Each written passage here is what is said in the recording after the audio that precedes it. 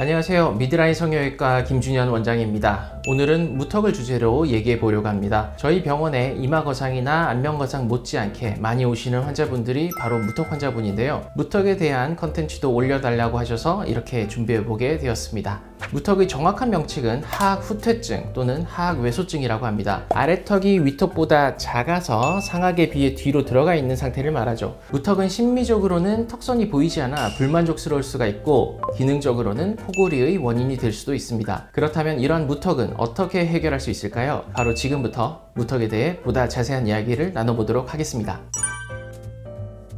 무턱은 기능상으로는 불편하지 않다면 살아가면서 별 문제가 되지는 않습니다. 다만 앞서 말씀드린 것처럼 무턱이 심한 경우는 입이 상대적으로 튀어나와 보이고 목과 턱의 경계가 불분명해서 둔해 보이는 인상을 줍니다. 게다가 턱이 작아서 입이 나와 보이는 앞이나 옆모습은 멋져 보이지는 않죠. 즉, 더 멋지고 예쁜 얼굴선의 아래쪽 끝은 앞턱의 위치로 결정된다고 보면 됩니다. 우선 조각 사진을 가져왔습니다. 차은우 씨는 턱끝만이 아니고 전후 좌우 어느 쪽으로 보아도 손색이 없죠. 보기만 해도 힐링이 된다는 게 이런 느낌이지 않을까요?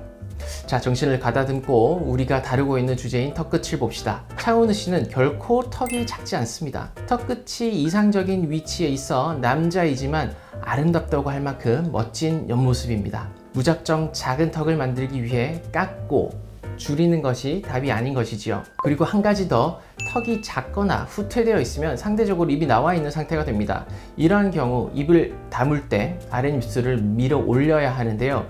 그때 쓰이는 근육이 턱끝근입니다. 자갈턱 또는 호두주름을 만드는 근육이지요. 그래서 무턱이신 분들은 대부분 자갈턱이 관찰됩니다. 영상을 보시는 분들은 빨리 거울로 가서 가만히 입을 다물고 있을 때 자갈턱 주름이 생기는지 확인해 보세요. 인트로에서 무턱 환자분들은 심미적인 문제뿐 아니라 기능적인 면에서도 불편함이 있을 수 있다고 말씀드렸는데요. 대표적인 증상이 바로 코골이와 수면 무호흡증입니다. 물론 코골이의 원인은 아주 다양합니다. 그 다양한 원인 중 무턱 또한 원인이 될 수 있는데요. 코골이와 수면 무호흡증은 잠을 잘 때 공기가 원활하게 통과하지 못해 나타나는 현상이죠. 무턱인 경우 턱끝 혁은 소위 이설근이라고 하는 근육 뭉치가 기도를 누르면서 수면 무호흡, 코골이 등의 기능적인 문제가 발생하는 것입니다.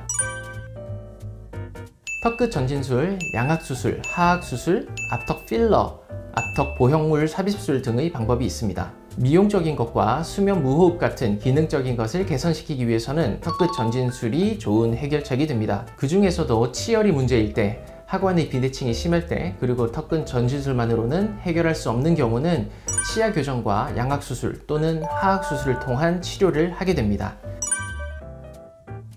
저는 일단 앞턱 보형물은 추천드리지 않습니다. 보형물이 앞턱을 누르게 되면 고릅수가 일어나고 뼈에 단차가 발생합니다.